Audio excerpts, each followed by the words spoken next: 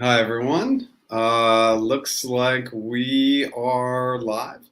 It looks like we're coming in with some questions before the stream's getting started. That's a good sign. Haven't seen questions before the stream. So, again, I think we mentioned last week that we're using StreamYard, and this is maybe only our second week. I think it was our second week because we had a glitch last week. So I can see some people coming on. So as you come on, let's get some of those hellos, those warm and fuzzies. Obviously, I can see the count, I can see the numbers. I see a bunch of people on here, but um, just always like to make sure we're absolutely 100% live. All right, StreamYard's working. That's good news. Again, new tool. We're gonna learn some of the functionality here. So what I want to do, same as always, we're going to do just a quick intro, quick recap from yesterday, and then, as always, you know me pretty well. We're going to get right down to business. So, practiceinterviews.com. That's where you can find a bunch of our free resources. Absolutely sign up, log into our app. We have a course in there. We have a recording tool where you can record your interview answers. So, there's lots of opportunities to play around in there. So we highly recommend that. So let's dive in quickly into the recap yesterday. I was working on a video. Still not sure that I'm going to produce it, but I was working on a video yesterday, and just during my research, I started to hop across some videos, some people's platforms, and yeah, I was just doing my research, and I came across a bunch of shorts. And so I kind of tabled the video I was working on, and I decided to play around and do some shorts. And so I'll probably prompt this maybe 2 or 3 times during the live today, but we just want to get your feedback on shorts, and see if that's valuable. I think my goal is going to be to start pushing the shorts a little bit. Hey, if you want just some quick interview advice, let's push you to the shorts and see what you think about it. Now, the benefit of the shorts also is that when we do these lives, what we can start doing is we can start pushing you back to the shorts. So instead of pushing you back into a 5 or 10 minute video, we can say, hey, go check out the short on that item, and it's 15 seconds. And we're going to try and keep all the shorts to 15 seconds, just so it's a laser focused, and you can be in and out of that information in 15 seconds. And it's like, okay, great, I got the info. So again, as you come on today, I would love to just kind of know your feedback on whether you think shorts are valuable or not, but they're going to help answer a lot of those very commonly asked questions and give you that data and information really quickly. And so I think they'll be valuable. So without further ado, we're going to dive in. Some of these questions look like they started at before 8 a.m. today, and that's great. We'd love to see these questions come in early. And the last piece is questions are great. Feedback's great, comments are great, everything. Let's just keep it positive, and that's what we've seen in all these lives. Everybody's kept it super positive, and we really appreciate that. Okay, so hey Jeff, if the job description reads bachelor's degree or equivalent practical experience, how many years of practical experience are they looking at? The job description should say. They should say 4 years, like bachelor's degree, or 4 years of relevant experience, or 6 years of relevant experience. So the job description should actually call that out. It's uncommon that it doesn't, but if you don't see it, just assume 4, just as a safe bet. It's a good default. Um, no, well, maybe. Hiring committee absolutely, definitely looks at your background. So it's not just the interview feedback. They're saying, okay, this is the interview feedback. And then they also have the resume, and they're saying, hey, is this aligned for an L4? Should we be hiring somebody with 25 years of experience at an L4? So they will get into the background a little bit. So yeah, it actually could have a little bit of impact, but hiring committee and just throughout the process, they're not fixated on education. I think this is a little bit of a misnomer, right? Like, they're going to hire the best person, and I absolutely hire people without degrees. Okay, how long would be an ideal time to schedule your GCA interview after the recruiter's interview? Thanks for all the videos. Past your first interview, moving to GCA, RRK, and leadership. So there is no set amount of time, but here's what I like. I like the bookends, right? And so if we're moving into a GCA interview, there's not massive pressure to get that next interview in. I like the bookend weekends, meaning 2 weekends in between that interview. And hopefully, hey, if you're getting the feedback on a Monday and you're saying, hey, I want to wait 2 weeks, yeah, maybe that's a little bit long. But if it's coming in Wednesday, Thursday, Friday, then you should target not the next week, but the following week, because 2 weekends, it's going to be really great to prep. I know that he's saying 2 weekends to interview prep. It sounds like a lot, but again, what is the sacrifice that we're willing to make for a great job opportunity, a dream opportunity? Okay. You have an L5, L6 account manager role, non-tech. How do you answer something like, how do you build a relationship with a large organization with huge complexities? Wow. Okay, so that's a very open-ended question.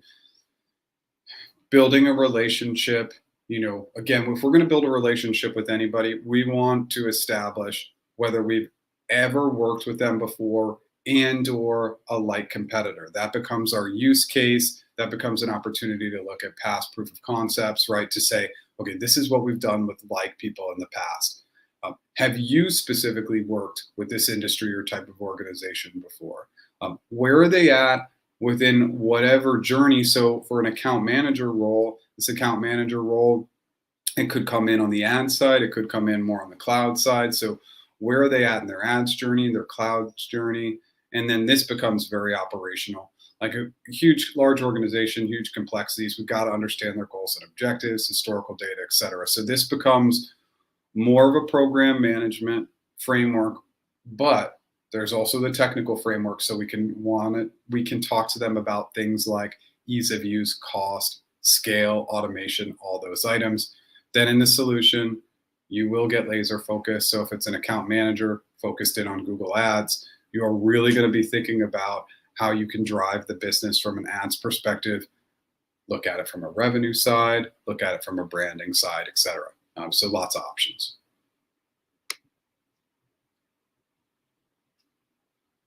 Okay. And then maybe this is another question. As an account manager, how do you convince them to move their TV spend to digital channels, specifically with Google? That is going to be 100% data driven. You're going to show the trending data, and the trending data is going away from TV, right? The trending data is going all online. Your past casual TV watcher, it just doesn't exist quite as much as it did in the past. So I think that that's information that is strongly backed by data.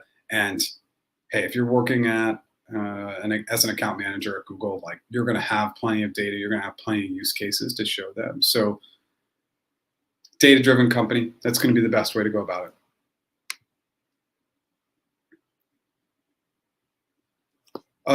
Okay, so this is a big question. How would you prep for GCA RRK Googliness interview that's happening in 2 weeks? You got to hit both sides of the coin, right? One of the items that I see is that there's a lack of willingness to work on our behavioral examples.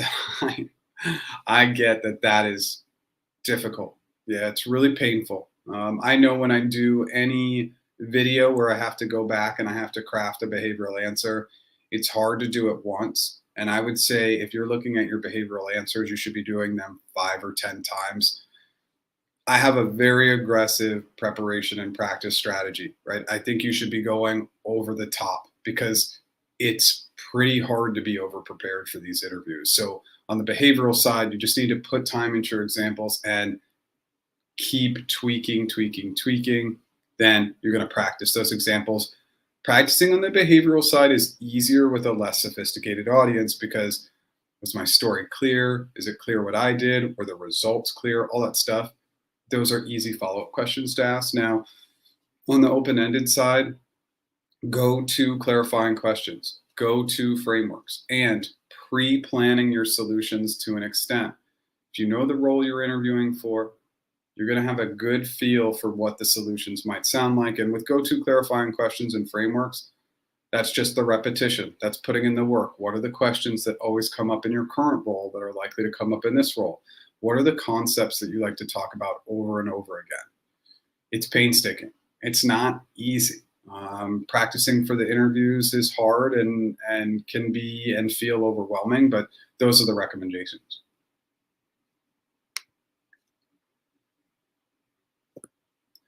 Interview question, you're missing the quarterly targets after 3 quarters of meeting the target on Google Ad spend, search, display, and video. What do you do? Again, I believe that this is a data question.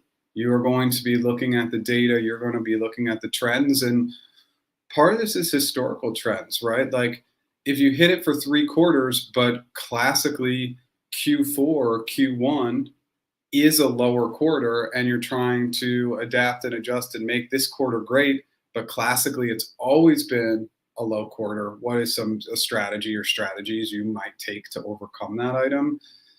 These roles are going to be, an AM role is going to be heavily collaborative and then data driven. That's how we're going to work the best with clients, is backing that information with data. So I would have a real data focused data lead.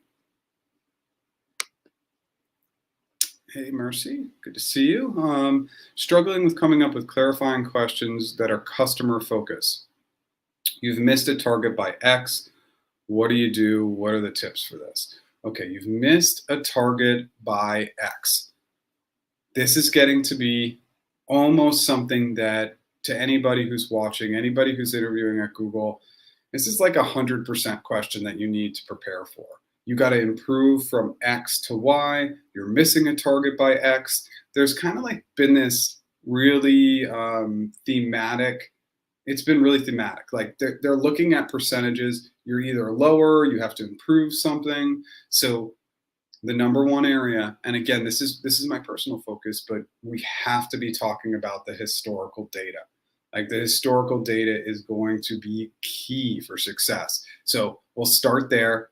And then we're going to have to try and figure out, how do we build strong relationships? How do we look at the data and trends, etc.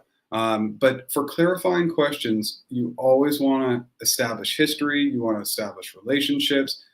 Those are going to be 2 critical items for success. And then based on maybe the data, that's where when you get into the framework and especially the solution, you can start to look at how you might pivot, how you might change things up to help them. I hope that helps.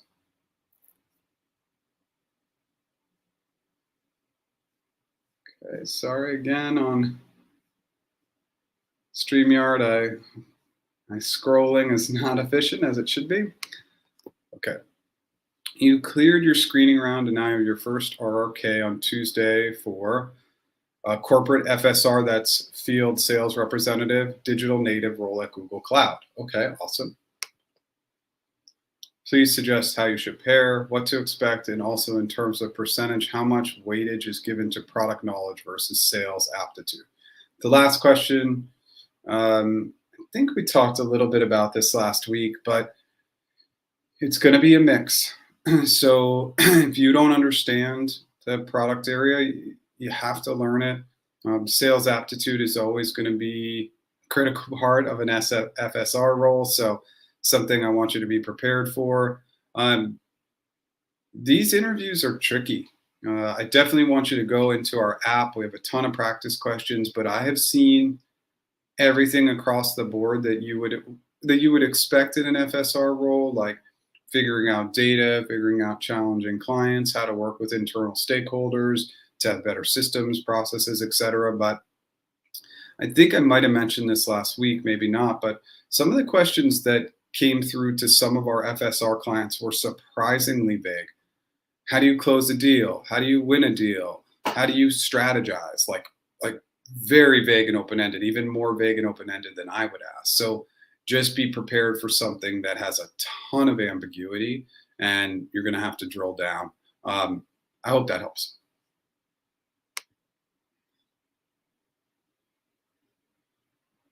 Okay, you're done with the Google onsite. The recruiter says she has positive feedback overall, but there are a few other candidates in the interview process. So they will, okay. Okay, so echo cut off, so let's just answer that question. Let's go back to it. So feedback is positive, but they have a few other candidates in process. Yeah, I mean, this isn't uncommon. Obviously, I would always push to take you through the entire process and get you HC approved. That even if somebody else spiked, that we would have an HC approved candidate that we could shop to other roles. So um, we can't read too much into it. Anything, and we talk about this a lot in the lives, and I know it can be kind of difficult to talk about, but we're trying to control something maybe we can't control. So you've done well. That's great news. Now it's a patience game. And if we're talking about Google, patience is it's a critical facet for success. So just sit back, be patient, and continue to check in. I would check in like once every week or so, just casually, gracious and kind. Okay. In your experience, how likely is it at Google to get up-leveled from 5 to 6 as a product manager role as part of the negotiations? Very unlikely. Yeah. It's very, very unlikely to get up-leveled.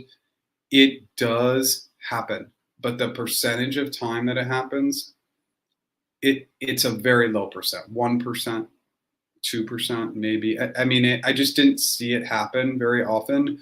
I can't recall a specific candidate of mine that ever got up leveled, maybe one. And that's with a lot of offers that would have fallen in the less than 1% range. With a couple of our clients, we have seen up levels. So it does happen. Now, the question is what's the reasoning for the up leveling? Like, is it a comp issue? Because that's what you should really focus in on. I mean, if you're in a premium market for a product manager role, L5s can pay up to like 400K. Well, yeah, L5 could pay up to 400K in a Bay Area or New York City market for an L5. That's how good product is right now. So I would fixate on comp, not on level. But if it's, I don't know what the issue is, so you can come back and tell us a little more. Okay, had it on-site for TPM. There was a no hire for tech interview. My recruiter has set up another round with another team for the tech and a team connect. Do you have any tips, please? Yeah, you need to reflect back on what didn't go well in that technical interview. And really, I know it sounds so simplistic, but it's a critical step to just do a little bit of self-reflection and say, okay, what didn't go well? What were some of the key data points that I was missing, and really go and study those items. Now for TPMs, and this is where you can come back to me, this is a little tricky, right? Because the technical can be very domain specific. So if they're putting you in front of another team, do you have a really clear idea of what that role is going to entail? My best guess is that you're going to have to pass that technical phase before they would do that next team connect, but it varies so greatly that they might try and do both combined. You can come back and tell us more if you want. Okay, does Google ever ask straight up knowledge-based questions that's neither behavioral nor open-ended, vague, that you either know the answer or not? One example would be, what is critical path? Okay, with critical path, this is a great question. If you get a what is X question, there's still some ambiguity. For anybody who's in like program management, maybe a little bit of product management, right? Critical path are these critical items we need to accomplish in order to launch the product, have a successful program, etc. But what is the critical path? Well, that might change and pivot a little bit if we're at the beginning of a program versus the end. We might be having a little bit of a different lens in where we focus our answer just based on that question. So any straight questions, you can dive in and say, hey, it's either right or wrong, but I would just challenge you to say, okay, with any of these straight questions, is there some ambiguity in there? Because there almost always is. The bigger and greater challenge with these questions is your interviewer probably has something in mind. They're probably thinking something that they want to hear. And just by asking a clarifying question or two, you might uncover that you were going to go here and they wanted you to go here. Now you're going here, and that's going to yield tremendous success. So it's just really, really important to do a little bit of clarification. These are the questions where you can skip the framework and assumptions. You can bring them in too. You could absolutely bring those concepts into one of these questions, but clarification is key. And clarification is like design a garbage system, or design like any of these like straight like system design questions. Like those still need clarification too. I think a lot of people dive in and try to answer those questions without clarifying. So even on the more technical side, clarification can be really powerful. This is more like psychology, human behavior focused. We don't want to be chatting about something that our interviewer doesn't care about. So I love, quick digress, but I love the sports analogy. If you go and you're talking to somebody about sports and you uncover that they love soccer, and then you're talking about the hockey game, probably not going to have a lot of connectivity. If they say they love soccer, you should be focused in on talking about soccer. But you'd have to ask the question of what their favorite sport was before diving into hockey. They might have never watched a hockey game before. But if you said, what is your favorite sport? And they say soccer, and you can say, oh, did you see that US match the other day, or et cetera, then you're talking about something that they care about, but it came with a clarifying question. I know it's not a great analogy, but it's one that I like to use. Okay, love GHBT, double R, triple S framework for the hypothetical questions. If you get 3 or 4 open-ended questions in an interview, how do you keep the framework from sounding too scripted or too rehearsed? Great question. So the way you do that is, first things first, it's a long framework, right? It's 9 concepts. So we don't always want to be mentioning all those concepts. Secondarily, these concepts, we can switch up the wording a little bit. So like one time we might call it goals. Next time we might say objectives. One time we might say shared vision. Next time we might say KPIs or success metrics. So just think about like concepts and like terms. But I also don't want you getting too rigid and too stuck on that framework.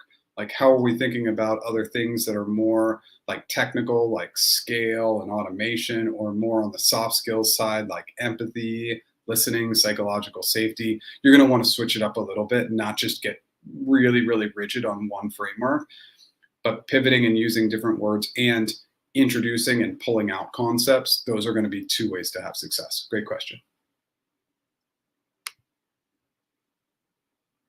Yes. Okay. Joseph, great question. Do you have any recommendations for the presentation round of a Google Cloud customer engineer?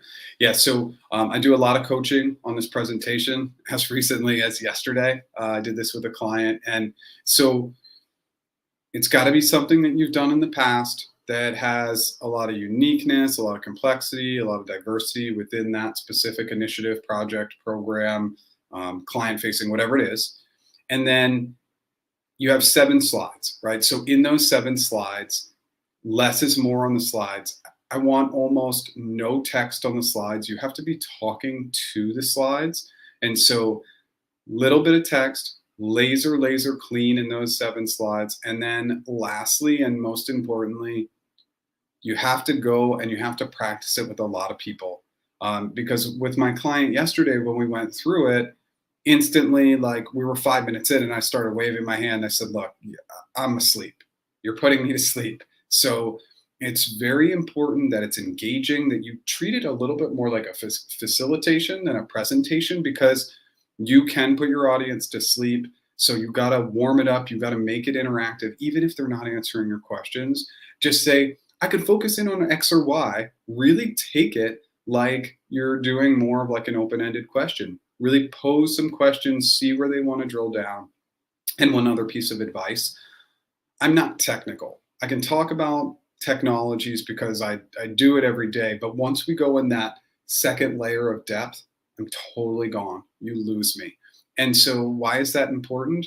Because usually in these presentations, we have to imagine technical and non-technical audience. So if you're going way deep into the weeds on tech, one of the interviewers might say, well, they're not casting a wide net, thinking about a CEO, a CFO, somebody who's just non-technical. So always have that lens. You got to get into the tech, of course, but don't go so far into the tech that you lose somebody like me. I hope that helps. Great question. Got a call from Google Recruiter yesterday. Team is given a positive response, and now the recruiter connect with you for further process. At what stage should the salary discussion come? And is it before a formal offer or after? Do you need to initiate the salary negotiation discussion? So no, I don't know. I want them to drive that part of the conversation. And there's just like the tiniest amount of risk by having them drive it. But if you introduce it, um, I think it's a better play for you to let them drive that. So that's my recommendation. It should be coming before HC, right after HC. I mean, if I was your recruiter, I would be pushing you for those numbers all the time. But you really want to get past that HC stage so you're approved, they like you, they want to hire you. Then you come in with the high anchor if they ask. That's going to be the best timing, but they should be asking you throughout. I hope that helps. What happens if the job ad is not visible now and you have not heard anything from the recruiter as well, but your interview is scheduled? Will this reduce the selection probability? No. Sometimes what happens is Google gets a devastating amount of applications. I mean, you can only imagine, right? How many people are applying and they're pushing and pushing and pushing. And so this is just an indication that they have a good pipeline. Doesn't mean anything for you. It's totally fine. Everything's scheduled. It's moving forward. It just means they have a good pipeline. So don't worry about it. I'm actually going to do a YouTube short on this just to remove some of the anxiety, because this is a common question. This is to say hey, they pull it down when there's a good pipeline, because again, when a job goes up, there's just so many applications coming in, and they probably see, hey, there's some good viability in these candidates, and you're probably one of them. Don't let it concern you. It's something you can't control. Just control crushing the interviews. Hi, welcome. Your experienced UX designer interviewing at Google. Hiring manager liked my experience because I can work autonomously and with different stakeholders. Okay. Also, hiring manager has concern that I might be too experienced. How do I manage this in the conversation? Okay, all right, let's go back to your initial one. Okay, so they like you, but they're worried that you're too high level. Yeah, so what you really want to do is you really want to dig into the job description. What are some of those benefits, concepts, ideas that you can really attach to, and talk about growth and say, look, this is a different environment. I'm still going to need to come in, learn, get under my feet, and then maybe we can set a cadence on a quarterly basis as we're setting goals, biannual basis, to make sure that I'm tracking and moving in the right direction. But if they get super fixated on it, it can be hard for us to overcome that item. But just talk about how you're going to come in, how you're going to learn, how you're going to grow, how it's a new environment, and that all of those items are exciting for you and it's an exciting opportunity. Again, if they get super fixated on your years of experience, it can be hard to overcome. But as long as you stay positive, everything they say to you, if they try to bring it down, you just bring it back up. That's the best path. It can be tricky, and I hope that high level advice is helpful.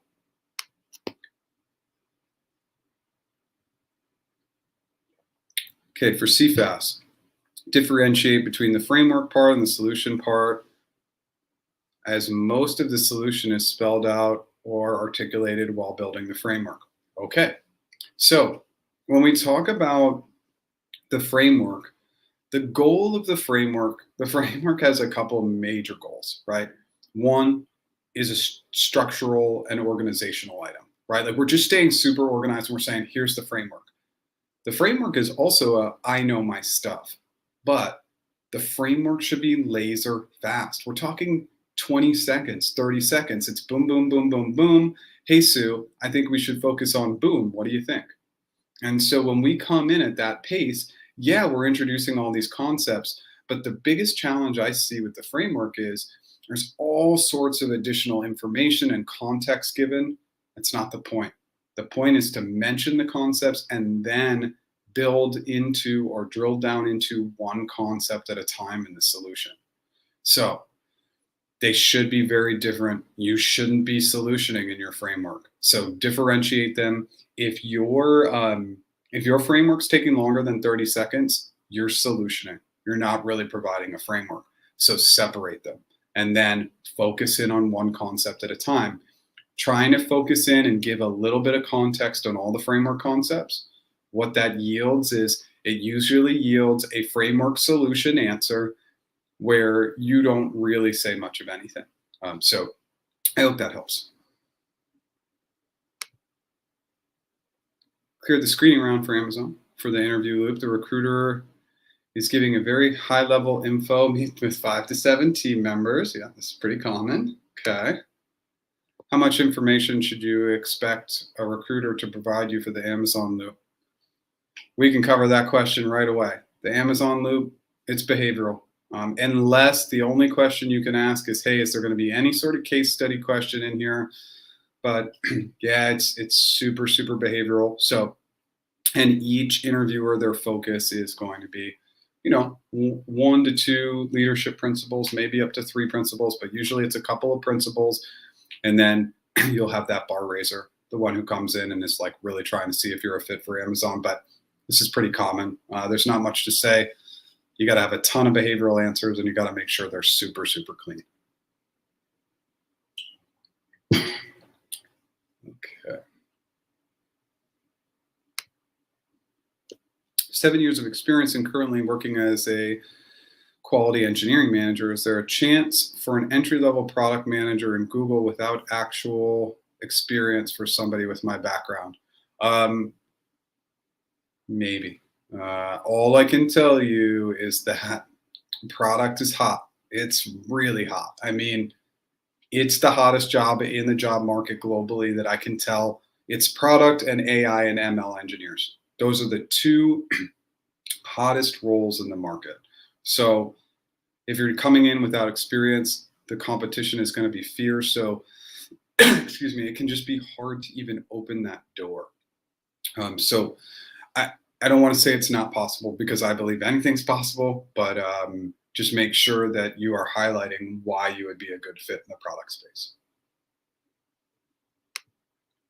Okay, love the idea of shorts. Okay, perfect. 32 minutes in.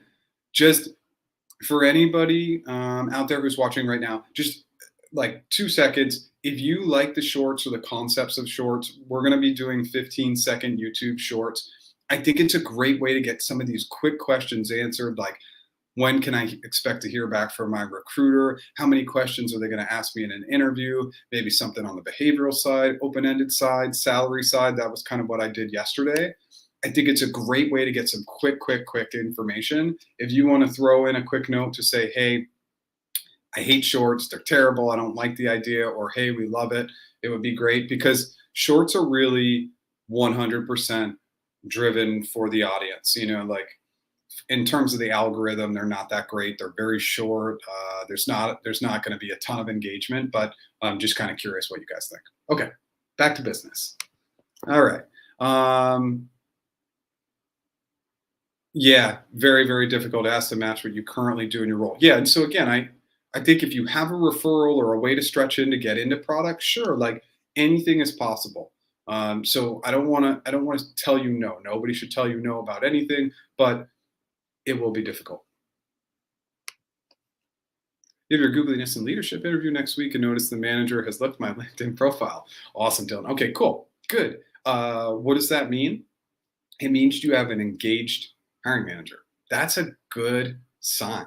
I always like when they're looking at people because it probably means that there's something in the feedback so far, or they really like your background, that they're going to take the time to do that. So it doesn't really mean anything. You shouldn't be nervous about it. But the only thing to recognize is if they have and are looking at your LinkedIn profile, that if there's anything in there, you should be able to talk through it. If they pop a question, they say, I saw you did this in your background, just make sure you're ready to talk about it. That's really the only advice I can give. Good luck. Content has not only helped you with your interview, but helped me with the day-to-day work over the past year. Awesome. So continue to join on Wednesday. Thank you so much. I think one of the unintended results of doing this is that the interview skills are pretty transferable, especially from a communication perspective. It teaches us how to ask better questions. It teaches us how to build in space. And it really again, it's unintended. And I hear this more often than I expected. So thank you so much for that. I mean, I think so much of interviewing is communication, and the way we communicate on the job is so critical for success. And we just need to be incredibly thoughtful in how we think and how we speak. And so I appreciate the positive feedback. Okay, how would you go about leveraging practical experience if you don't have a degree but you have relevant experience? So, Carol, yeah, I think don't worry about the degree. It's not important. You're going to leverage that experience the same way that anybody else on this stream would leverage it. Great behavioral answers, right? And applying that knowledge on the open ended side. We can't control it. You're in the interview process. Don't worry about it. I see candidates all the time getting concerned about like their resumes when they're already in the process with like Google or Amazon or Facebook. You're already in the process. It's something that, yeah, we don't even need to worry about. Just make sure you're working on your answers. That's going to be the most important. Colleague took credit for all the work done by you and your team. What do you do? How would you approach? What would your approach look like? Okay, so this is great for anybody who's watching. This question is, sorry, I got lost in the stream here again. This question's popping like crazy. This is coming up in the Googliness and Leadership interview all the time now. So you have to be able to answer this question. You know, the biggest thing I see when I see this question is I would want to be the person who took ownership. So a colleague takes credit. I would go to the rest of the team and I would say, look, I really want to talk with Bob. I don't know why Bob is always our negative person, but we'll go with that. So it's like, hey, I really got to talk with Bob. I want to own it. Let me talk with him. And then when you talk with Bob, and you're going to talk through exactly like you're going to go through that really collaborative framework, right? Listening, questioning, empathy, psychological safety, positive intent, action plan, all those inclusivity, all those items. But the positive intent, we just go in and we answer this question. We say the number one area I want to focus in on is positive intent. That either Bob unknowingly did it or Bob needed to do it for some sort of situation that he felt like he just needed to step up and take it. And having that empathetic approach with a positive intent, positive lens, it's going to be massively successful in these interviews. So the likelihood of this question, prepare for this question. If you're going into a G&L interview, I mean, the likelihood is getting really, really high. I'm seeing this pop all the time. So I definitely want you to be prepared for it. Thanks for sharing. Is it a good idea to follow up with an email after each round of an interview? If yes, yeah, you should follow up. I mean, wait a few days, but if you haven't heard back for a few days, yeah, I would definitely follow up. You know, I like the up to 5 days, like give it a week. But if we're hitting 4 or 5 days, like, yeah, absolutely follow up. I got a good note from a client yesterday, and they said that they followed up after 2 days. And it was great because they followed up after 2 days. And then the recruiter said, hey, by the way, I didn't tell you I was going to be out of office. And here is Tom, my point of contact while I'm out of the office. So it's just a good reminder that following up can be super powerful. I like about a week in terms of business days, but if you want to follow up sooner, as long as you're being really nice and kind, that's fine. Absolutely. Absolutely. Thank you so much. We love doing this. That's why we show up every week, and we can see the audience is growing, and that's what we're here to do. We're here to help, and I can already see there's a ton of questions in today, so we're going to try our best to get to absolutely everything. But we appreciate everybody showing up. We appreciate everybody being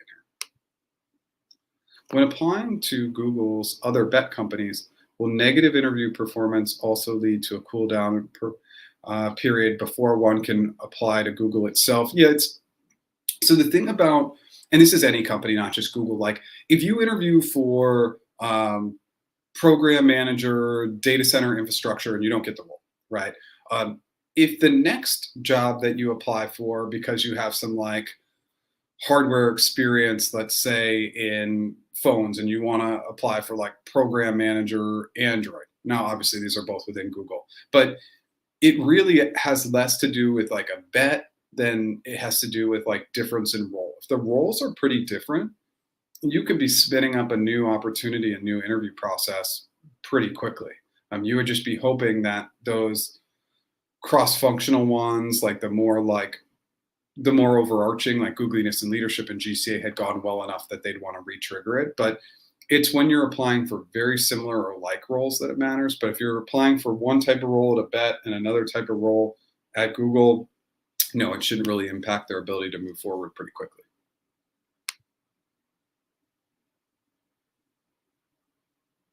Okay, awesome. Historical data. Remember, I get very fixated and attached to historical data. Why? I don't like doing things over and over again. I look at the data, what does the data tell me? And then I want to take that data and apply it moving forward, right? And so that's my default mode. And for you, your default mode always might be to assessing risk or working with critical stakeholders or whatever it might be. So let's get fixated on the stuff that we're really good at and we can talk a lot about, and that will yield massive success.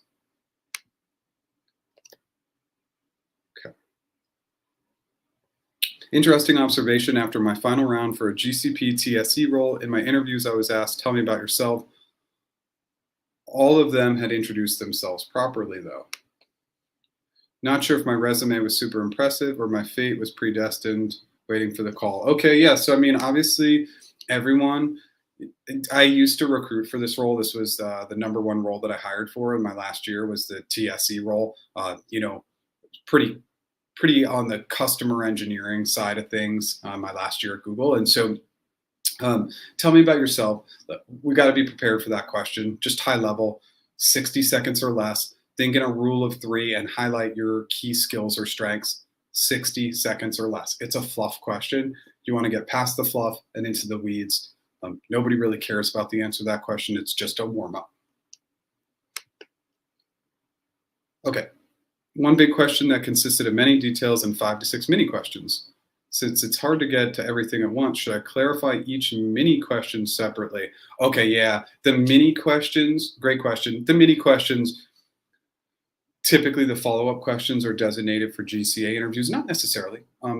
You could get just a really engaged interviewer. It's just always a good sign when they ask follow-up questions. But yeah, in the mini questions, you might have maybe one clarifying question. Do you want me to take X path or Y path? So great question, but no, we're not going to go through the 3 or 4 or 5 clarifying questions because yeah, then we're gonna go down a rabbit hole and we're gonna probably annoy our interviewer. But maybe like 1 to clarify, 0 to 1 would be great. Great question. Got done with your GCA and RRK a week ago and haven't heard back. How long does it take for HR? We don't know. So if it's been a week, go ahead and follow up. 5 business days. If we hit that 5th business day, we got to follow up. For program manager for a GCA question, what's the best way to handle if you aren't able to draw a solution on the spot? Oh, okay. What's the best way to handle the situation if you're not able to draw a solution on the spot after clarification and framework? So you never should be stuck at this point because you should be solving the question from a role-related perspective. So any of these items that you pull in, you're going to look at it from a programmatic lens, and then whatever the program manager is focused in on, cloud, infrastructure, software engineering, whatever it's focused in on, that's going to help you drill down. So you should never get stuck on the solution if you're thinking role specific, because you can take any of those concepts and drill. Now, make some assumptions. Assumptions also help us in the solution because yeah, we might make some massive assumptions and our interviewer might not love all those assumptions, but the additional specificity is just going to keep our interviewers really engaged and excited. Hope that helps. Okay. How would you pitch ads to a customer US? How would you pitch Google ads to a new client using Facebook ads? So, let's go to this one. So how would you pitch ads to a customer? I I think that's US. So how would you pitch ads to a customer in the US? Again, let's go back to these foundational items. How have they used ads in the past? What types of ads have they used? Is this ads to a customer that's been using Google Ads for 6 months, 1 year, never used Google Ads? Now, how would you pitch Google Ads to a new client using Facebook ads? We are not necessarily telling them not to use Facebook ads. And Facebook ads are great. So it might be about building a good combination of advertising. We're not trying to remove and say, hey, like, especially if something's working, we want to establish, well, what's working well with the Facebook ads and what's missing? Where could you be getting more value? Or is it on the branding side or revenue side? So our goal isn't to come in and say, hey, Facebook is terrible and Google rules the world, right? The goal is to establish what's going well with Facebook. Let's continue to push them to use Facebook in that capacity. And then what is the solution that we can offer that's differing, that will add additional value? I think there's a lot of concern I hear from clients about the competitive landscape and talking about the Facebooks and the AWSs of the world like they're bad. They're not bad. They've obviously been successful for a reason. So it can be about collaboration. It can be about utilizing both resources. Hope that helps. Hey, got to the second round with the hiring manager this Friday for senior financial analyst. Been practicing the questions with the framework, but worried about being too repetitive. Yeah, so we actually covered this earlier on, and I can timestamp it, but part of it is switching up the words. So like goals could become objectives, shared vision could be success metrics, but more importantly, it's not getting fixated on one framework. This is where you're at the point in the process where you need to diversify some of the key terms and words that you use and not get fixated on one framework, but really start to learn 2 or 3, and then you can kind of move all the pieces around. I know that that's easier said than done because I've been doing this for a long time, but start to maybe bring in a couple of nuanced concepts. That might help you pivot a little bit, but you can also use different words. Yeah, you definitely do not want to get repetitive though. Absolutely. You appreciate the content. For the up-level question, you have 9 years of experience between SWE and PM. Okay. Do you feel this is reasonable or should I push back and go to L6? My main issue is not wanting to have experience discounted to me that's happened in the past. Yeah, so 9 years L5, I mean, that's totally reasonable. You could come in as a 4 with 9 years of experience. So 5 is totally reasonable. 6, I don't want to tell you that you can't get to a 6 with 9 years of experience, but that would be less common. Level, and again, this is the tough conversation that we always need to have, but level is ego and comp is comp, right? And so if we're fixated on level, that's just like, I need to be this level because I need to be this level. Whereas if we're just fixated on the money is what really matters.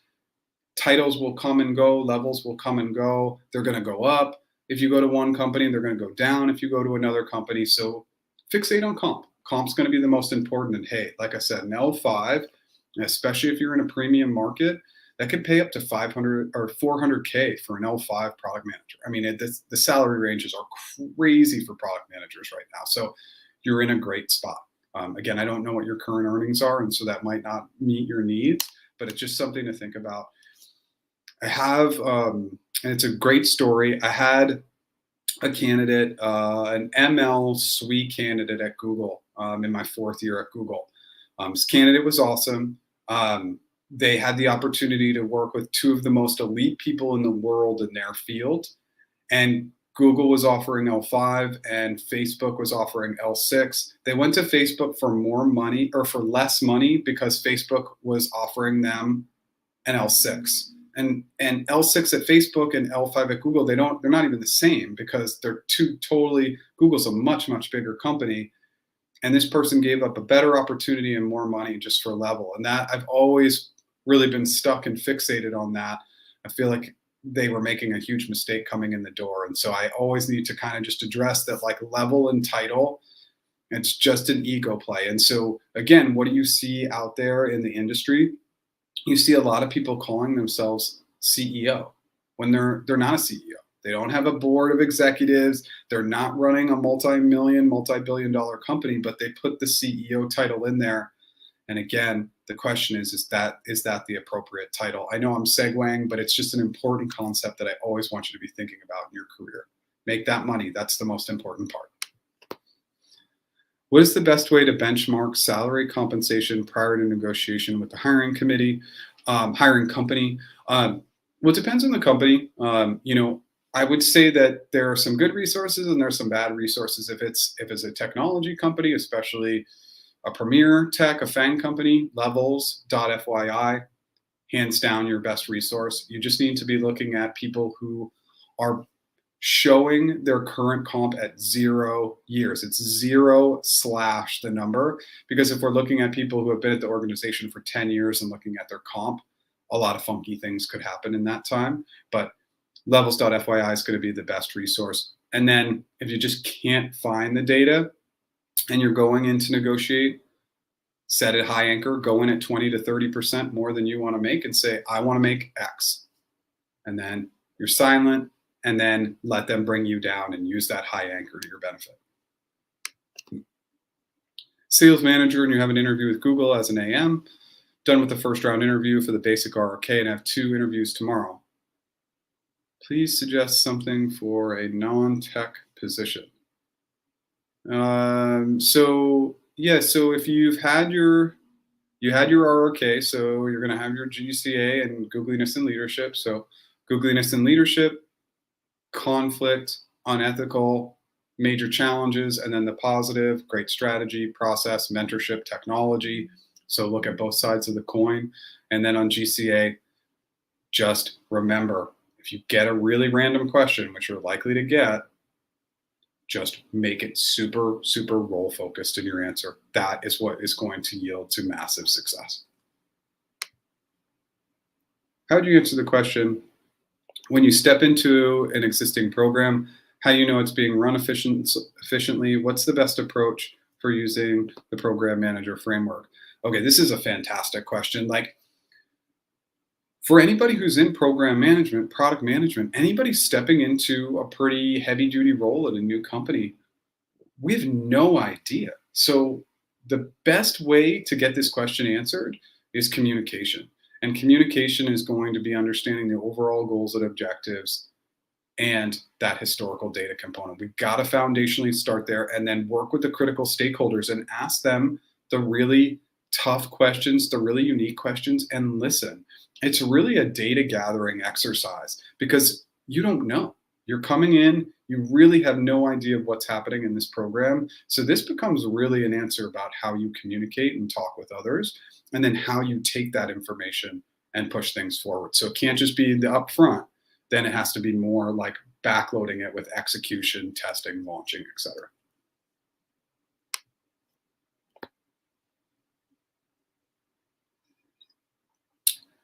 Okay, you got your resume forwarded from a sourcer to 2 hiring managers for 2 separate roles. When can you expect next steps? I don't know. Yeah, I know it's a terrible answer, but I just have no idea. There is no set timeline on any of this. And so at any of these companies, we want to navigate the ambiguity of saying, like, when is this going to happen? When am I going to hear back? But yeah, we just don't know. So you just got to be patient, and if it's been a week or 2 since you've heard from your sourcer, just follow up. Based on the link below for Google CE role, okay, I'm not going to be able to click on that link. What is a suitable range I should be considering for L5? Kumar, you got to come right back to me. Oh, I see. For India. So yeah, I have helped people with their salaries for CE roles in India, but it's been more like high level, like not really into the weeds. What did I get the last person? I'm gonna have to check.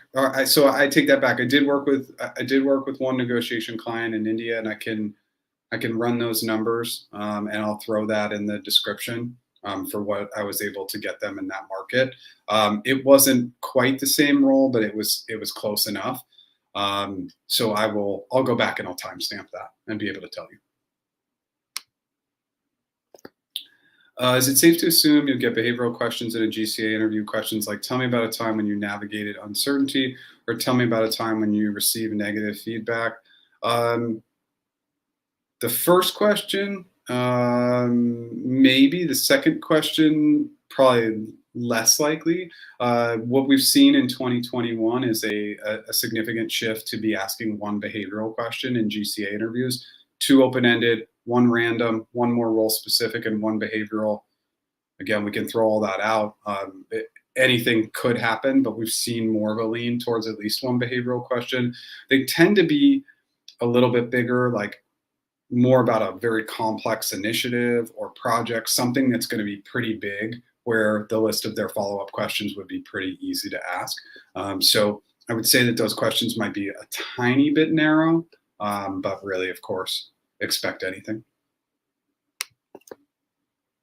Done with Apple hiring manager interviewing for an Eng project manager. Any idea how long you have to wait for the next round? So I'm going to have you come back to me because I would need more information.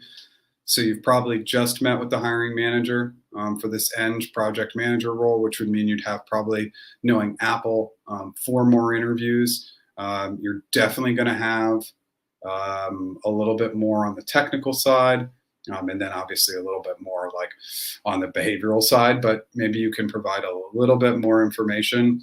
How long you have to wait, I can't answer that question. I just don't know. There is no set amount of time to hear back. I answer that question every week, and I don't know how to answer it because there's no set amount of time to hear back on anything in life, right? And so the biggest item to be really focusing in on is taking control. And when you haven't heard back after a certain amount of time, to continue to check in.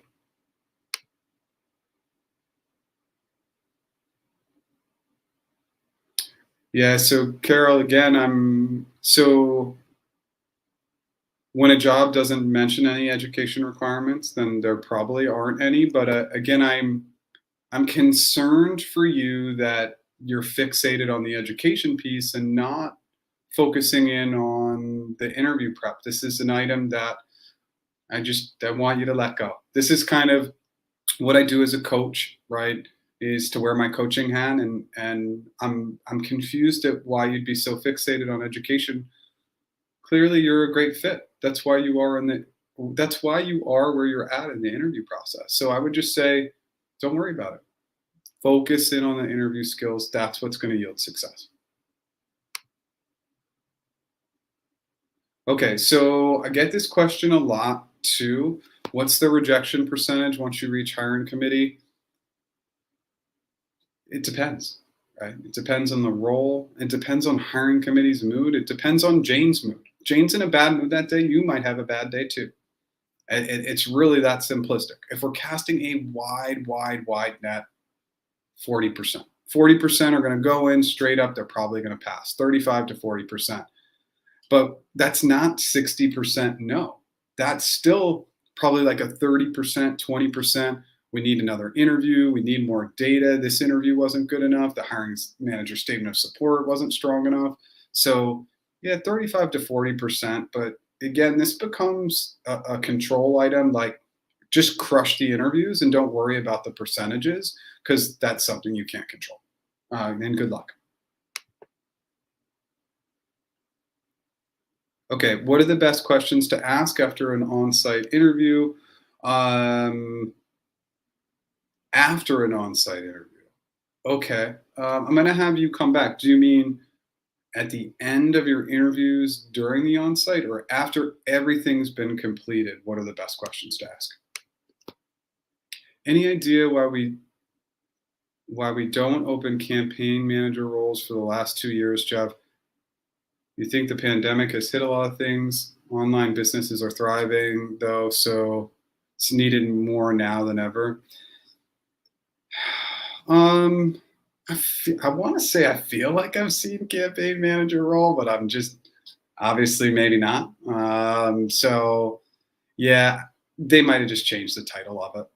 My best guess is they have a role that's similar and they're just they're just calling it something else. I feel like I have seen campaign manager title, but I'm going to take it from you because I haven't been searching for it, so I don't really know. But yeah, my best guess is they're just calling it something else.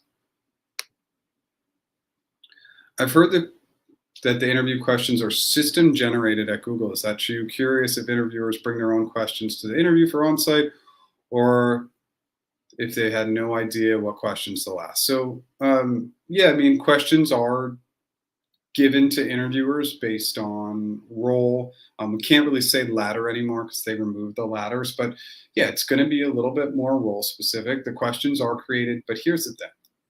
And I kind of saw this, and there absolutely could be some comments that say that's not the truth, but I have seen a little bit of flexibility for interviewers to push away from the questions a little bit, right? So they might ask an initial question, but then they really dig in on some follow-up questions that weren't really a part of the script.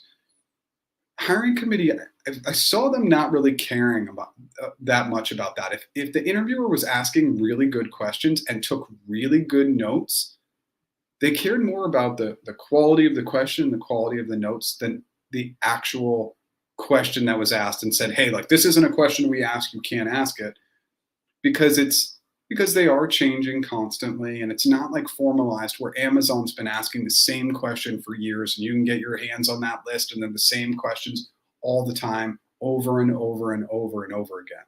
It's not going to be that thematic for hiring committee where they're like, we don't ask this question. That's not really the way it works. Hey, how's it going? Welcome. Okay. In one of your YouTube lives, you mentioned that we should use max 5 framework items quickly and then pause and ask the interviewer to move to solutions. However, later in many videos, the time spent in frameworks I see much longer. Can you clarify what's a best practice? Yes, I can. When we create frameworks, let's create bigger frameworks. Let's create 9 or 10 concept frameworks, 12 concept frameworks. If you can memorize them and organize that data and know them backwards and forwards, the goal is to have a plan with a lot of concepts and then drop off concepts if they're not important. Like for me, a lot of times I'll drop out the budget component. It's not as important, or maybe we're talking about something where I don't really need to talk about risk, or the scope or scale is very clean. So now that 9 concept framework goes down to 6. Yeah, I don't want you to go crazy on the frameworks. Just depends on the question. But can we introduce frameworks with like 3 concepts, 4 concepts, 5 concepts? Yeah, totally. It just depends on how you're feeling, depends on the situation. It depends on your interviewer. Are they engaged by that? Are they engaged by some of the concepts that you're bringing to the table? So there just is no rigidity. And did I mention 5? I'm sure I did. I like 5. 5's a really good number of concepts to bring to the table. But another answer might require 8, and another one I might be like, okay, it's these 3 items. I've even seen 2 concept frameworks that were really good. 2 is getting a little lean, but 3 is fine. A lot of the most famous and classic frameworks are 3 items. So to answer the question, there really are no rules. I don't want you to create frameworks that confuse you. I want you to get super comfortable with the concepts, but the reality is that the more comfortable you are with those concepts, the easier it is going to be to pivot. And for me, I have 3 go-to frameworks. They're all about 9 to 10 concepts. And now I can take those 30 concepts in any open-ended question. I can pivot and move them all around. Obviously, I do this a lot, so it's a little easier. I like creating a few frameworks and then being able to pull concepts in and out. And then the number is really going to depend on the question. And then the body language of your interviewer. Are they getting annoyed by the frameworks, or do they like the frameworks?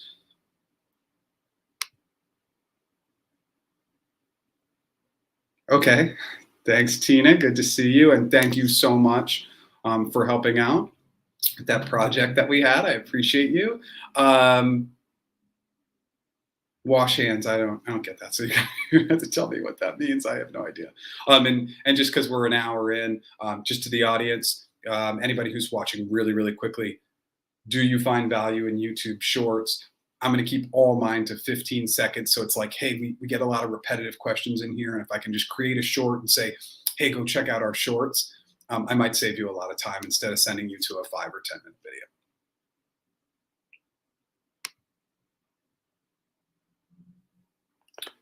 Oh, yeah, yeah, yeah. What do you do if your interviewer isn't willing to answer clarifying questions?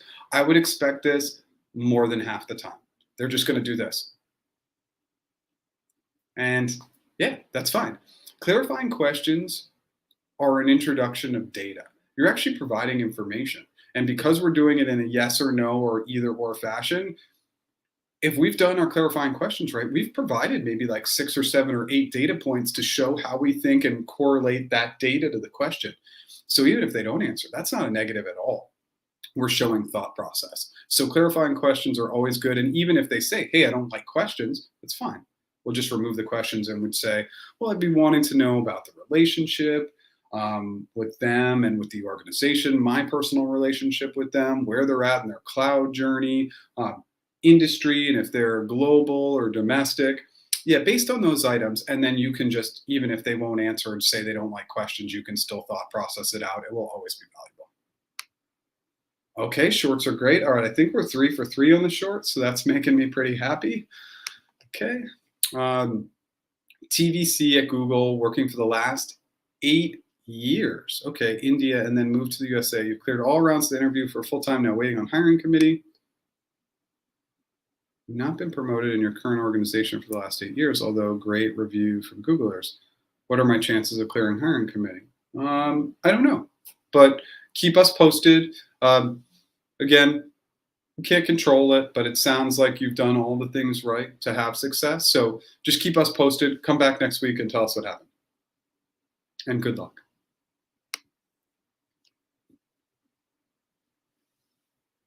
Okay. Do you believe it's possible to get questions like how many people are connected to the internet right now, or roughly how many spoken languages exist in the world? I hope not. I think statistically, though, I think how many people are connected to the internet right now? I think globally it's like, wow, I don't want to mess this question up. I don't know. It's like 50%, 60%. But right now would be an interesting question. And then that would be a really interesting question because that's a little bit, these are kind of estimation questions. Not the languages one. That's more of like a straight up question, but connected to the internet right now, that could be interesting based on like time of day. And if we look at the time of day globally, and then like how certain internet might get shut down in certain countries during certain times of the day. So the first one's an estimation question, and I would say maybe more likely. The second one, maybe not so much, but maybe you found these somewhere. Um, Anything's possible. These are not trick questions like how many golf balls fit in a school bus. So could they be asked? Yeah, they could. These would be probably more product-based questions. I would see a product manager getting these questions for more of a product manager role. I hope that helps. Negotiations. The operations role I have an offer does not have a high base, and a colleague who of mine is in the same role said he only got an extra 5%. Okay. I was also at TVC, so I suppose that they know my previous salary and might aim low because of that. Do you offer coaching for negotiations? How does that work? Yep, practiceinterviews.com. Sign up for our app. We have 3 different negotiation services. But more importantly, if you're going into a big tech company, base salary, I mean, yeah, it's going to be a great base, but it's going to be low. And so don't be concerned with the base. Really fixate on total comp. So that's base, bonus, and stock. They might not know what you earn as a TVC. Here's the other thing. And this is really important for any TVC. So I was a TVC, and when you factored in my TVC rate along with overtime, I actually took a pay cut to go full time at Google. And like, yeah, was I super excited about that? No. Did I negotiate like a crazy person? Yeah, absolutely. But it's about the long term, but don't get fixated on base. It's not that important. You really, at these big tech companies, it's the long play. And I can tell you, I still have about 75 to 80% of the stock. Like I sold a little bit of it, but I kept on to most of it. So that becomes a great long-term play, especially as the market rises over time.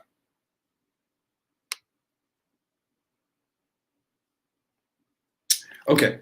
What are your opinions on Google's professional career certifications in project management and its likelihood of getting you the job at Google? The likelihood of it's getting you the job at Google, probably not super high, but what is my opinion?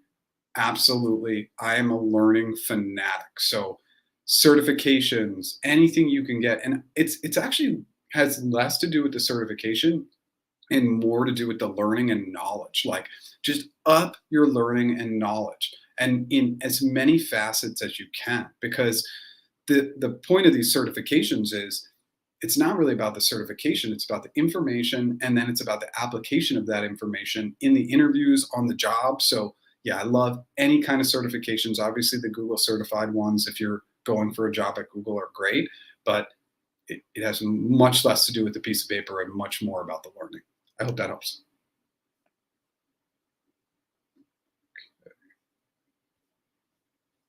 Still learning StreamYard and how to not roll this far forward. Okay, sorry guys, I really got ahead of track here. Okay, for the hiring manager interview this Friday, second round for Google Senior Financial Analyst, will she be asking questions on a specific area, RRK, Googliness, etc.? Hiring manager, John, you should ask your recruiter. I mean, you should absolutely know the focus area. They should be telling you, yeah, they should really be telling you what the focus area is. So go back and ask your recruiter. Hiring managers tend to be more RRK driven, but they can absolutely cover any area. So ask your recruiter. Okay, so if yes, how would you address them? Associate account manager role for sales for a large customer. Um, I really don't think you're going to get those questions for an associate account manager role. For the first question, and the first question was how many people are using the internet right now. I'd want to really, the biggest thing on that question is the clarification piece. What do we mean by using the internet right now? Like we have to establish right now. We might want to establish time of day. We might want to establish day of the week. We might want to establish if there's a major holiday going on anywhere in the world. So basic items like that. But eventually, you're just going to have to chop down and estimate. So I can throw the estimation video in there to teach you how to do that. How many languages are currently spoken in the world? Again, you might want to take a snapshot of total countries in the world. Think about the languages spoken in each country, if it's individual or if there's not individual. And then again, it becomes more of an estimation question. So there is a whole complete strategy to estimation questions. I'll throw that video in the YouTube description for you. Hope that helps. Absolutely, John. Just make sure you go back to your recruiter and find out that info. Okay. Yeah, absolutely. I want everybody to do better in the interviews. That's what we're here for. Okay, a Google recruiter told me I got positive feedback after the on-site interview, and then he has been ghosting me for about 2 weeks. What could happen during the process after an on-site interview? Yeah, so you just need to follow up and be gracious and kind, and if it continues to happen for another few days, if you haven't heard back by the end of the week, any other point of contact you have, recruiting coordinator, sourcer, any of the interviewers, anybody. And then remember, the number one item when recruiters do this, especially at a company like Google, is you can blast them in the survey. And you should. This is absolutely unacceptable behavior. How does a recruiter lose an on-site candidate for 2 weeks and not get back to them? I mean, it's just, there's no way. That's gotta be massive levels of like no organizational skills. So yeah, follow up again this week. I would say by Thursday, and if you haven't heard back from the weekend, try any other point of contact that you have, even if you need to go to LinkedIn, for example. Slack Insight. In my last interview, the HM asked, what are YouTube's challenges and opportunities? Any idea as to how this question should be addressed? Is this a GCA question? What clarifying questions would you ask? Okay, what are the YouTube challenges and opportunities? I mean, the biggest challenge for YouTube right now, and let's just talk holistically about this, is that teenagers aren't watching YouTube anymore. I actually had this conversation with my nephew and niece this week or last week. I was with them, and they said like, hey, TikTok, Instagram Reels, like that's what we watch. They really like the short form. So that's an opportunity for YouTube Shorts. And anybody who wants to tell me out there, if you like YouTube Shorts, let me know, because we're going to try and start using those a little bit more often. But with clarifying questions, we might want to address challenges and opportunities in what facet, right? Like challenges and opportunities is really, really broad. So we're talking about challenges and opportunities from a content perspective, from a user perspective, from a content creator perspective, from a privacy perspective, from a free speech perspective. Like, what's the perspective we want to look at? Because if you can ask those questions and they say, ooh, from a content creator's perspective, we just took something like this and we brought it here. And that's going to be really powerful and impactful. Those are the types of clarifying questions I would ask. You can't just think about YouTube as like videos. We have to think about it holistically. Hope that helps.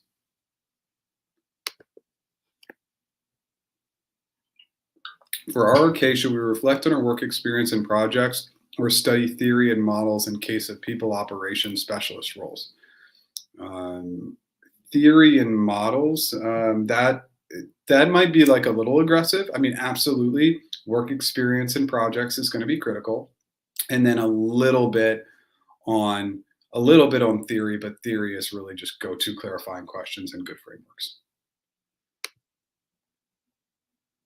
Do software engineers apply to sales specific roles? Yeah. See software engineers applying for more customer engineering and sales engineering roles? Sure. We do see that. The question is like, what's the long term, right? If you're going to go into one of those roles, like, is that the pivot you want to make? Just remember, going into sales specific roles, especially if there's a sales and engineering component, usually straight line software engineers earn more money. Now, if it's sales component with like an OTE or a good sales target, that could be a different story.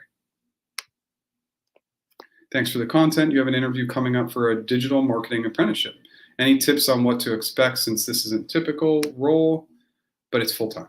Yeah, on the apprenticeship side, what I could tell you, apprenticeship side and just internship side in general, these interviews are going to lean extremely behavioral.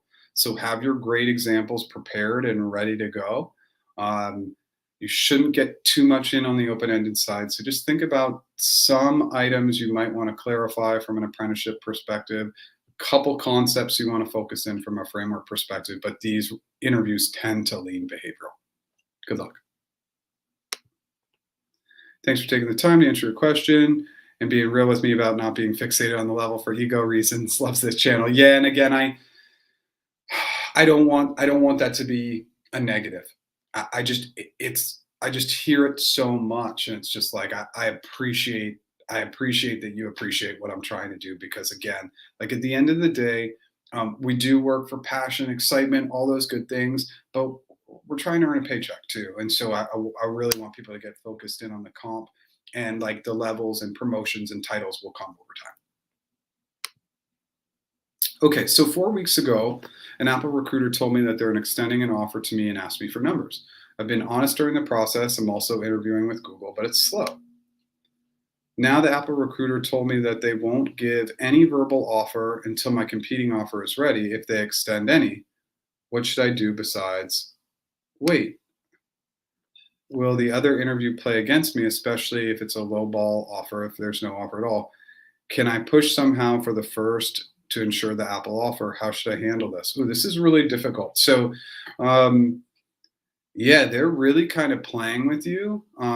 That doesn't seem like a very logical approach. And you've had a recruiter who is probably taking more risk than they should. So if they're extending an offer, here's your play. Don't worry about all that. Reach out to the Apple recruiter and just say, it's been a while since I spoke to the hiring manager. I'd like to connect with them. Because then in that conversation, you're not going to bring up compensation per se, but you can say, I've been told by my recruiter that no offer will be presented till I'm done with the Google process. And, with a strong offer, I might be willing to forego the end of the process with Google. So I'm a little bit confused. You could introduce that with your hiring manager, or your recruiter might get a little bit scared by that.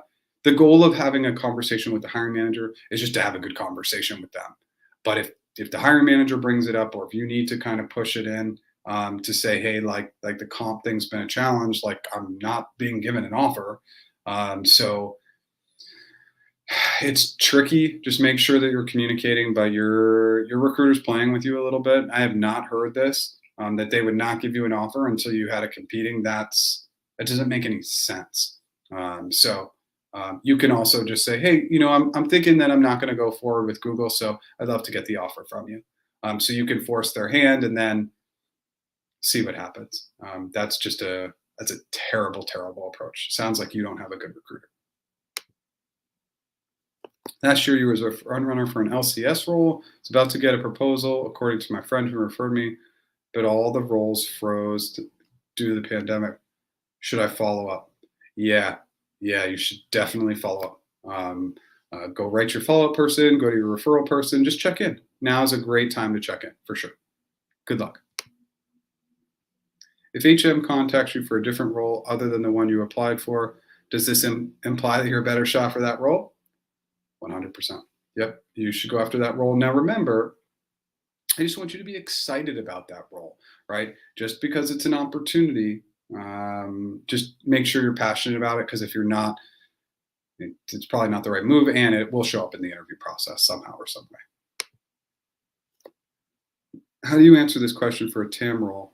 What do you do about runaway costs in cloud for your customer? Okay, so that's just one question. Okay, what do you do about runaway costs in the cloud for your customer? So I'd really want to understand utilization and how we had set it up, like with great partnerships, right? So we might want to bring in an architect, a sales engineer. We might want to bring in somebody from the product space. So this really becomes collaborative and internally focused. And that's kind of crazy, because it's like, it looks like an external facing question, but most of the work in this answer is going to be done internally, because this should never happen, right? So if the runaway costs are happening, it's because the systems haven't been set up appropriately. There's not enough training and education with the customer. The utilization is coming through incorrectly, etc. So internally focus, and then you take all that internal data and information and you present it to the customer to come up with some solutions. But yeah, this is kind of a pivot to say, hey, it sounds like an external question, but going internally.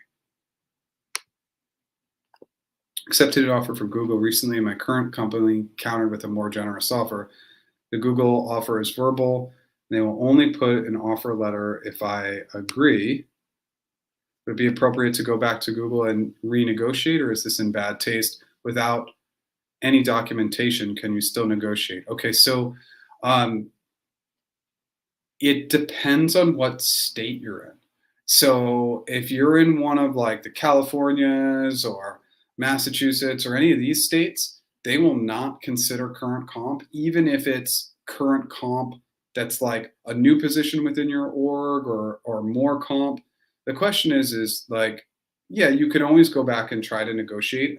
That's fine. But you never want to accept a counteroffer anyway.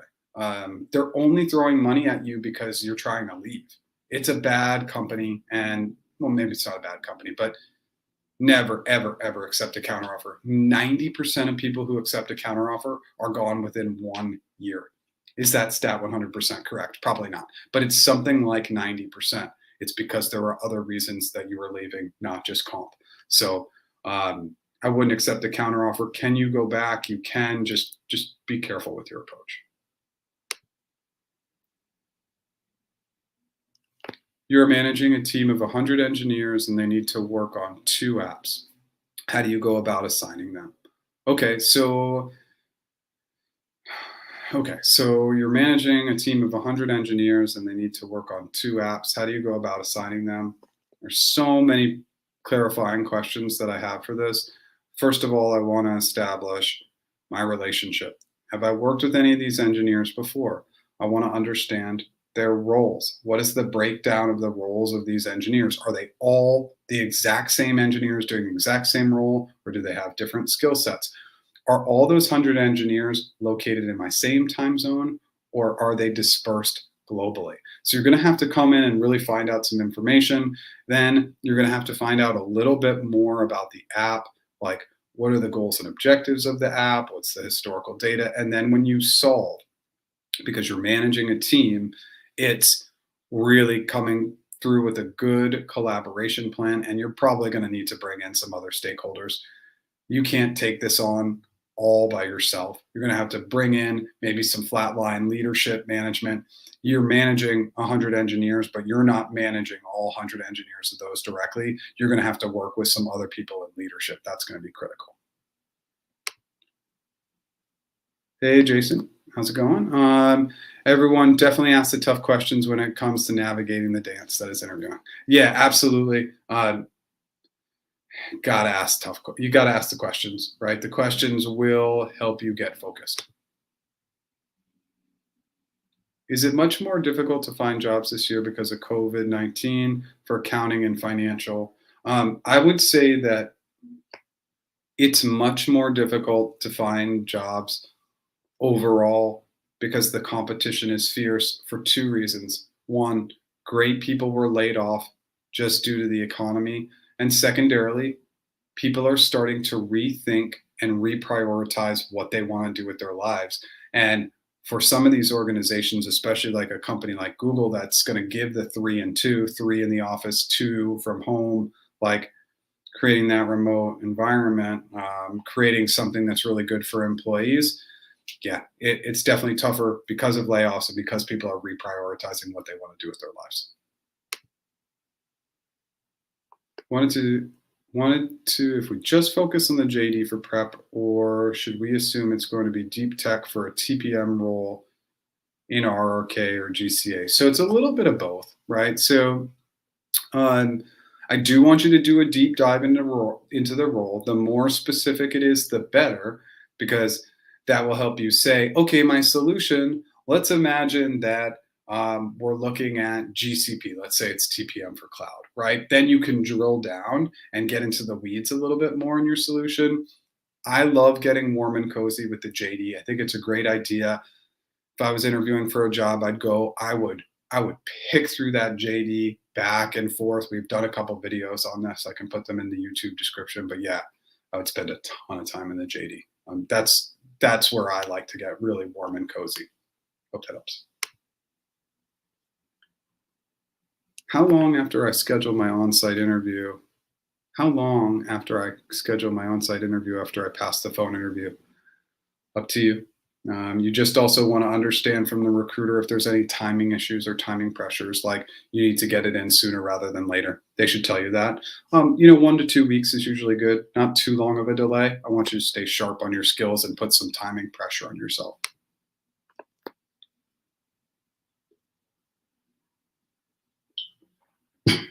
What are the key points to remember before answering behavioral and open-ended questions? I'm going to send you right to our app. Take the course in our app. It's going to kind of highlight some of the key areas for you to focus in on. That's a big question. So I think that will really help you narrow your focus. Practiceinterviews.com and sign up for our app. Thanks for all the videos. Recently went through the process at Google for a sales engineer role. You didn't get the job. Said it was a very close decision and the feedback was positive. I've been focusing on the only bit of constructive feedback they gave me. How would you recommend before how would you recommend? I don't know if that's, excuse me, if that's how long you would recommend. How long? 6 months, 6 to 9 months. And then if it's like, what would you do in that time? Just up your skills. Just learn. Those would be my recommendations.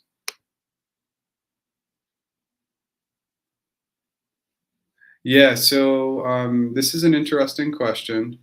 Sorry, guys, I'm just scrolling down. I don't think we're going to make it to all the questions today.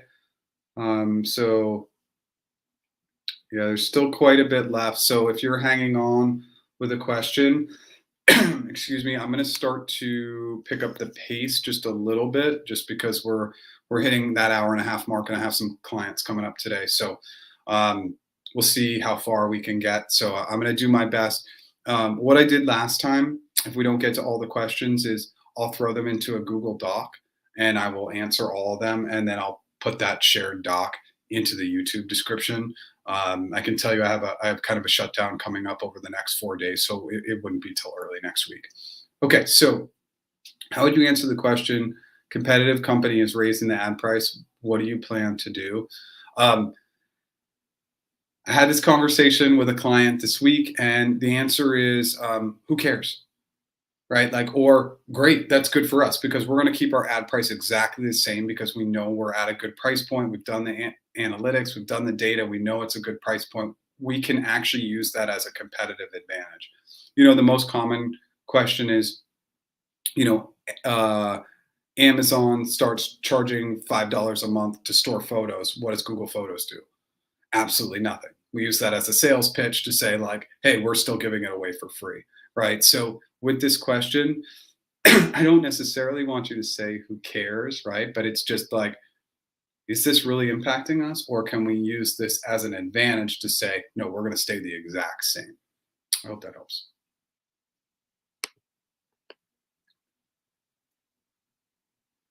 You've applied to multiple openings with Google but haven't received an update. What should you do to hear back from them? You need to network. Applying to jobs is not a great strategy. It's only about 10% of people land jobs through online applications. Do not reach out to people and say, hey, can you get me a job? Network. Share good articles with people you want to connect with. Share good videos. Comment on people's LinkedIn activity. It's a little bit of a long game, so it's just going to require some networking. Jeff, you have 14 years of experience, got total comp 160 offer from Google for L5 customer engineer role. What is the high anchor number I should be using? I don't know what your market is, but if they came in at 160, I would be saying like, oh, that's a little short of my expectations of 207 a year in total comp or something that's pretty high above. Now, remember, random numbers are really good. If we say 200 exactly, it's just like, yeah, they're setting a high anchor. But if we come in at 207, it seems like you've put a little bit more thought into it. Now, if you have that number of 207 or whatever it is, create those numbers to get to 207. So what does that look like? What does the base, bonus, and stock look like to get you to that number?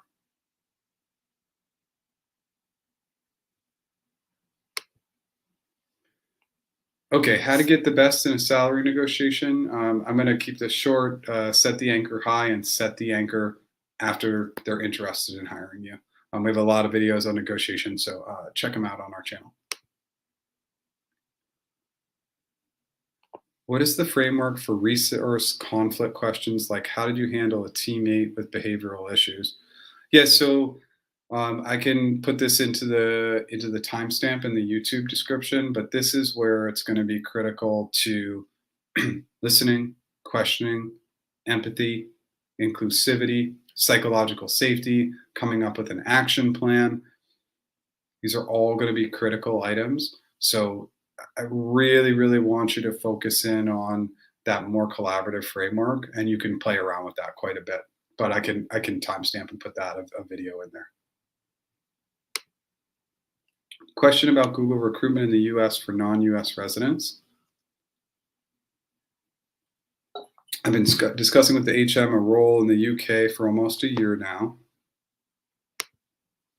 Today he mentioned they got approval for similar roles in the US, but UK roles, maybe not to the middle of next year. Would you be open to moving to the US if it gives you a start? Does anyone here know Google's current policy of hiring into the US from overseas visa sponsorship, or even better, has there been anybody who achieved this? This happens every single day. People are getting hired.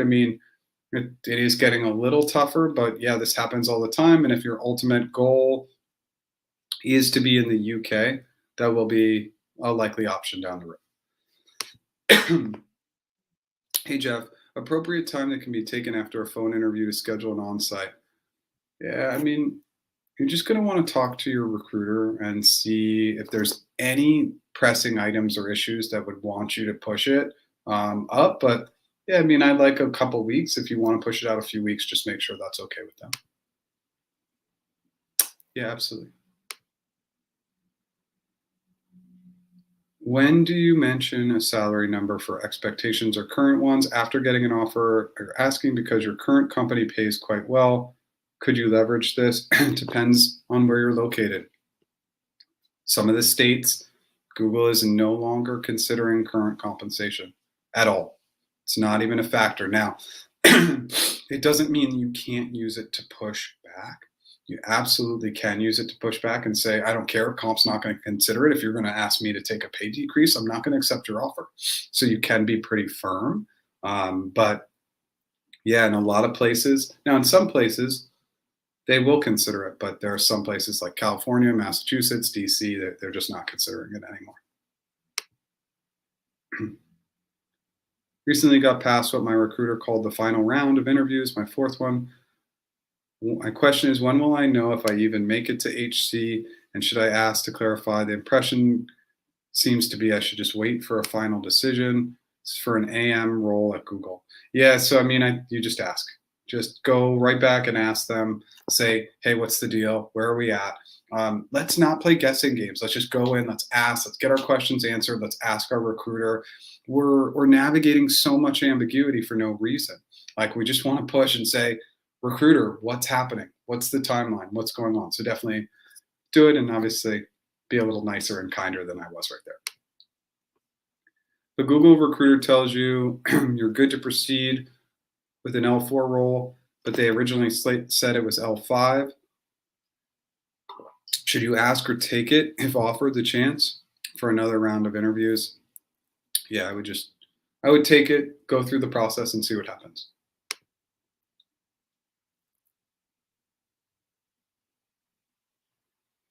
Yeah, so Kumar, think that I think that we answered this question earlier. I don't know if it was you or somebody else, but I think we handled this. Um, I'm gonna look at what my last L5 made there, and I can put it in the YouTube description for you. Thanks so much. Very helpful. Had the last interview for the director last Friday. Feel you could have done better on the GCA interview. He helped me a little on a few questions when I got stuck, but overall felt relaxed, a lot of back and forth conversation. How long will it take to get a response? Should I poke the recruiter? So last Friday, yeah, I would poke either today or tomorrow. Agree with your suggestion. Don't be fixated on level, but they offer for another interview, thinking if saying no will have a negative impact on my profile. Look, if you get the opportunity to interview at an elite company, just go through the process. You have no idea what could happen. So that's just my recommendation. Your recruiter is on PTO this week. Any suggestion on whom you could reach out to about which topic? Wow. Anybody. I don't know, the recruiting coordinator that scheduled it, the sourcer, any point of contact. You're just trying to figure out what that interview is going to entail. Yeah. Sorry, John.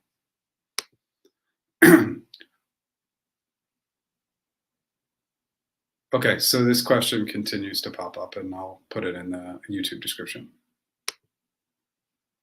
Okay, if you're applying from abroad, what would play a role in the recruiter deciding, call you for an interview, deciding you, wait. If you're applying from abroad, what would play a role in the recruiter deciding to call you for an interview? If your skills, yeah, I mean, honestly, it just depends on the recruiter. Yeah. Yeah, I'm sorry, I can't really give a better answer than that. You're asked to have an additional interview after team matching at Google. How quickly can they move forward with an offer after that final interview? Depends on what you have. If you have something that's pressing, you need to let them know and you need to push the process. That's the only way that they're going to move fast, is if you say you have some urgent deadlines. It depends on the role. It depends on the role. Some hiring committees meet once a week. For some roles, they have multiple hiring committees per week. How would you do X, Y, Z? And do you have any example of something that you've done similar in the past, or can you give a hypothetical example? Any tips on which framework to go with this? How would you do XYZ? And do you have an example?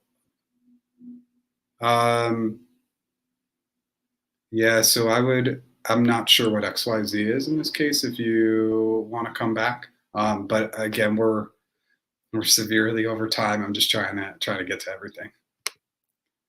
Yes to shorts. Okay, awesome. Is it usual for a recruiter to ask about your current pay during the first HR contact? Yeah, if they're good, they should be asking right away and be poking you all the time. That's their job. So they should ask all the time. Awesome. Thanks, John. Okay. Okay, video quality is better through StreamYard. All right, well, that's nice to hear. Last week I was in northern Minnesota in a remote location, so I wasn't thinking it was going to be good. So I'm glad to see it's better this time. Please explain more about coaching sessions. Is it one session or support throughout the interview process? Yeah, so we do one session, and for my clients, I'm available for them to answer emails and questions. But yeah, it's a one-on-one session. Obviously, you can book multiple sessions. It just depends on your timing. But a lot of our clients book multiple sessions. I got a question at an interview, which was not at Google, which was how many pennies I need to cover the Sears Willis Tower in Chicago. How would you answer it? Yeah, so that's a trick question. You have to have a methodology for answering these questions. Trick questions are pretty useless. There's a lot of data, so I'm not good at answering trick questions. So it's not in my skill set. So I don't try to answer them because I don't believe in them. But there is a ton of good data online for how to answer trick questions, and some of the famous ones, like something like this. I've never seen this question before, but something similar to it. Okay, Slack group. Yep, get there. Okay, and okay, we can give you some details. Awesome. Yeah, I would just say, hey, get after it, right? Okay, I know we sped up quite a bit there, and I just want to go back to this question one more time. If you want to throw some more clarity into our Slack group and join our Slack group, we can get this question answered for you. Thank you so much to everybody for continuing to show up. This is by far our longest live. I try to keep them at an hour, and now it's an hour and a half, and now we're getting to be longer, but obviously great engagement. Would continue to love to get your feedback on those shorts. I did like 5 yesterday, so if you want to hop in, just throw some comments in there. Let me know if you think they're valuable, and I think the goal would be to do like 5 per week on top of the regular video and the live, just to provide more value. Thank you so much to everybody. Have a great day.